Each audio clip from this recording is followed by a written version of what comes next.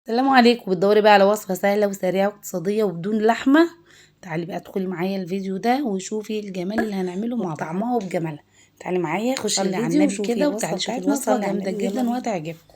في البداية كده عندي نص كيلو من البصل الأحمر أو بصل أبيض الموجود عندك، وعندي هنا كده كيلو إلا ربع من صدور الفراخ رخيصة جدا اليومين دول.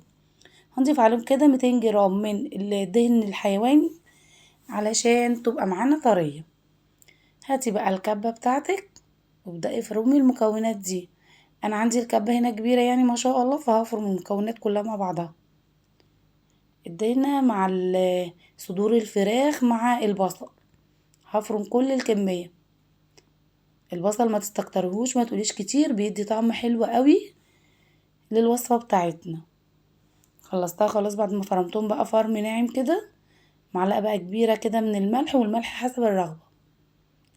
هضيف عليها كده برضو معلقة كبيرة من السبع بهارات، هي بيكون عليها مجموعة يعني من البهارات، فمش بضيف اي حاجة تانية.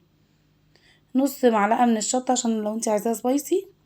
معلقتين كبار كده من البابريكا المدخنة، بتديها طعم حلو قوي.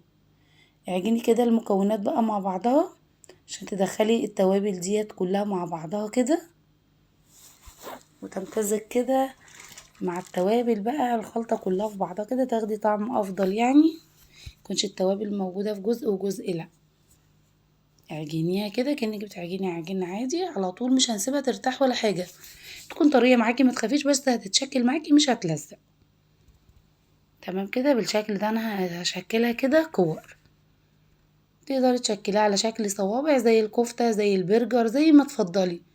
انا حبيت الشكل ده لان انا مش هسويها في الفرن. جبت حلة كده ما فيهاش اي مادة دهنية، مش دهنها اي مادة دهنية، وهبدأ اشكل الكمية كلها كده بالشكل اللي انتوا شايفينه ده. تمام كده. وممكن كمان تسويها في صينية وتدخليها الفرن عادي، يعني هيكون شكلها حلو برضو وطعمها حلو، وهتستوي معاكي على نار متوسطة كده. وهبدأ ارفع الحلة ديت على النار وهغطي ومش هقلب وهسيبها. بعد ربع ساعة هتبصي تلاقيها بدأت تنزل السوائل اللي فيها. بتسيبيها على النار لغاية ما تستوي تماما، ما تقلبيش فيها بأي معلقة قبل ما تستوي كده، ويعني تبقى على شكل كور معاكي علشان ما تتهريش. هي كده نزلت بقى السوائل اللي فيها اللي هي مية البصل بالتتبيلة، بتديها طعم خطير. بتستوي معاكي وبتكون طرية جدا وطعمها حلو قوي. خلصت بقى الكمية، بس انا اتلسعت شوية مني، بس كان طعمها حلو يعني مش وحش. تقدري بقى تقدميها مع مكرونة وسلطة وبطاطس محمرة مع رز مبخر، وبرده سلطة وبطاطس محمرة، سلطة طحينة مع عيش، زي ما تفضلي قدميها. طعمها بيكون حلو قوي وريحتها حلوة قوي. وكمان لو بتعملي دايت هتنفعك، هتكون حلوة، مش متحمرة بقى ولا حاجة، وطعمها حلو قوي قوي ولذيذة وسهلة وبسيطة واقتصادية.